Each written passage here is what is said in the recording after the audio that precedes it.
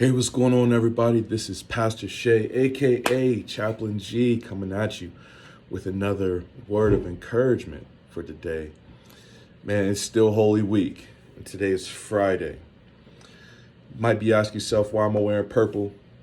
We got the April is the month of the military child, and so in order to support the month of the military child, they asked us to wear purple. So I got to go with a little flair. I got the Mandalorian joint.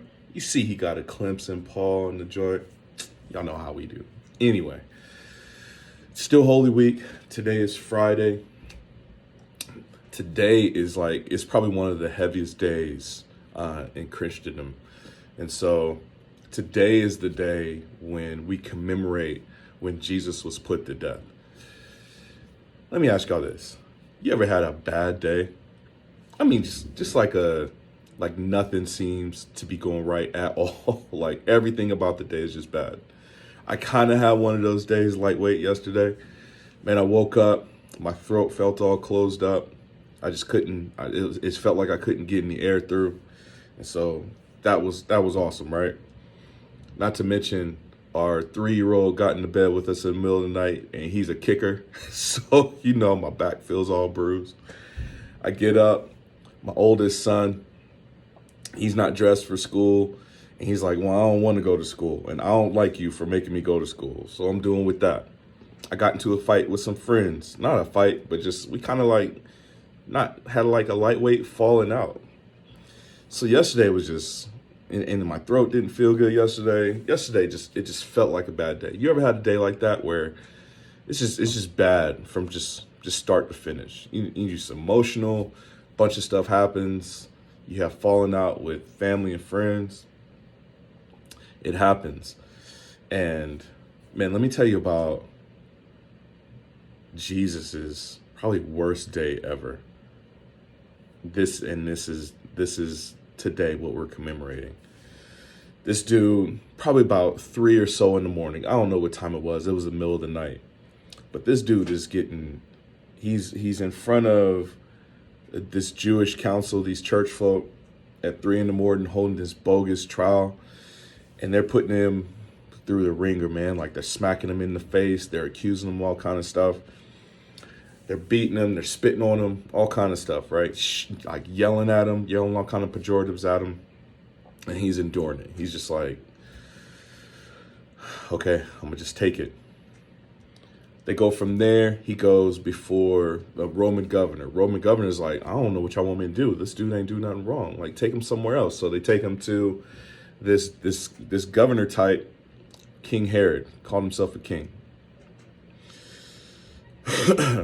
He's asking Jesus to do a bunch of magic tricks. And Jesus is just looking at him like, I don't even know what to say to you. So they dress him up and they try to make him into a clown. They send him back to Herod.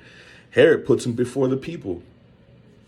And the very people that remember when Jesus first rode into the city on Palm Sunday? Today's Friday. So between Sunday and Friday, they went from, Jesus, you're so great. Thank you for coming. We love you. Save us, King Jesus. To when Herod puts Jesus in front of the crowd and Herod gives them a choice. Do you want Jesus, who's really done nothing wrong? Or do you want this dude Barabbas, who is a proven murderer and thief and rebel? Like he's stirring up all kind of trouble for your city. And the crowd starts shouting out, we'd rather have Barabbas. Oh my gosh. Jesus, who ain't did nothing wrong, but love people, heal people, giving people some good words and advice how to live life. Even if you're watching this and you don't really believe Jesus is God, at the most for you, Jesus ain't do nothing to nobody. He fed 5,000 people with practically nothing. He healed people. He healed the sick. Like he gave people wisdom of life. And they were like, we want Barabbas. We'd rather Barabbas. And so Pilate's like, all right. So he takes Jesus out of there, man, and they start wailing on this dude. I mean, wailing on him. They're taking a whip laced with bones, and they're just whipping it into his skin, pulling it out, and so it's leaving like chunks of flesh that are just coming out, and like you could see through to the muscle and the tendons and all that. Like he's going through stuff, man. They're punching him, they're spitting on him, they're pulling out his beard, they're making fun of him. They make a crown. They make a crown full of thorns, and they push it into his skull. And the thorns were probably about 2 inches long. So they're driving it into his skull. And it doesn't stop there. And so you got this dude that's like a bloody mess. In some instances in the Bible, it says he ceased to look like a human being. He was unrecognizable. And they take him from there. They make him carry his own wooden beam through the streets of Jerusalem as they're kicking and punching him. The man has been up since 3 a.m, exhausted. He's gone from this false trial to this governor, to this ruler, back to the governor, all without food, water, getting beat, spit on. He's probably exhausted, tired, hungry, hurting, bleeding out. And they march him up out of the city to the top of a hill. And they put him on display. They jack his body up on this wooden beam. They nail like railroad ties through his wrists. Most people think it was either through his hand or through his wrist. Most people think it was through his wrist. They nail it into both hands. They nail him by his feet. And the object of this style of death was to make the person suffocate to death. So as they're hanging there in pain, and you want to sag, like you just get tired, but when you sag, your chest cavity goes down.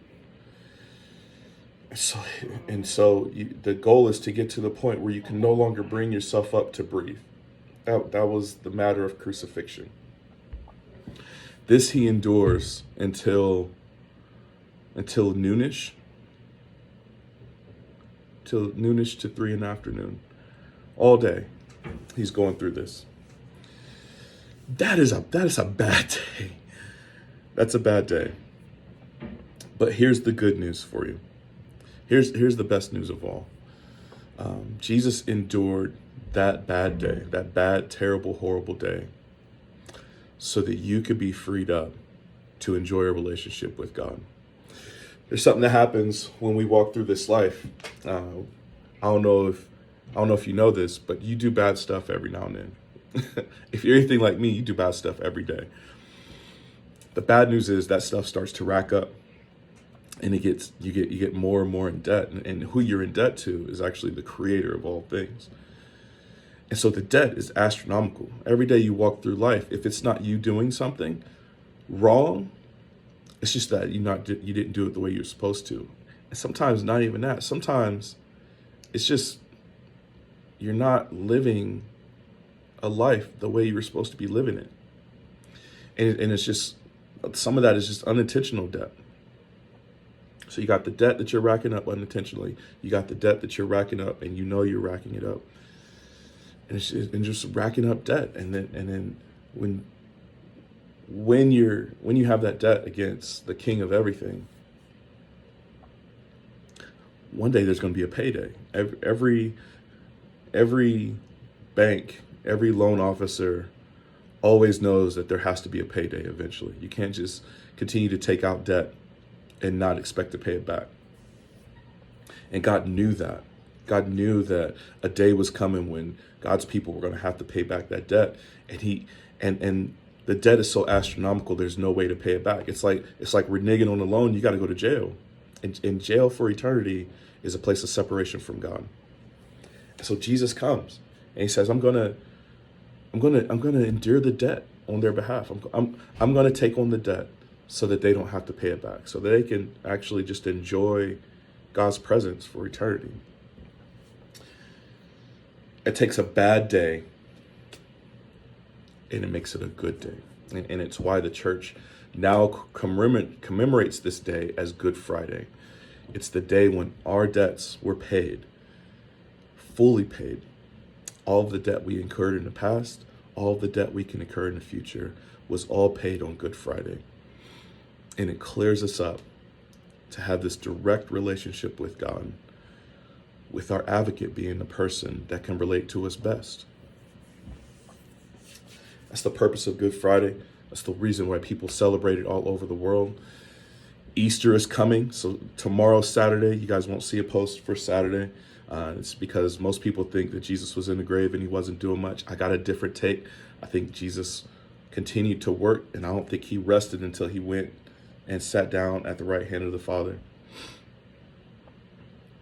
But Sunday is coming, and it's the day when, yes, we know Jesus was a man. Yes, we know he was a good teacher. Yes, he was a good philosopher. Yes, he did all kind of miracles, and he was a dude that walked the earth. We know that. Sunday is coming, and the resurrection of Christ proved that he was more than just a man. He was actually God in the flesh. Ugh.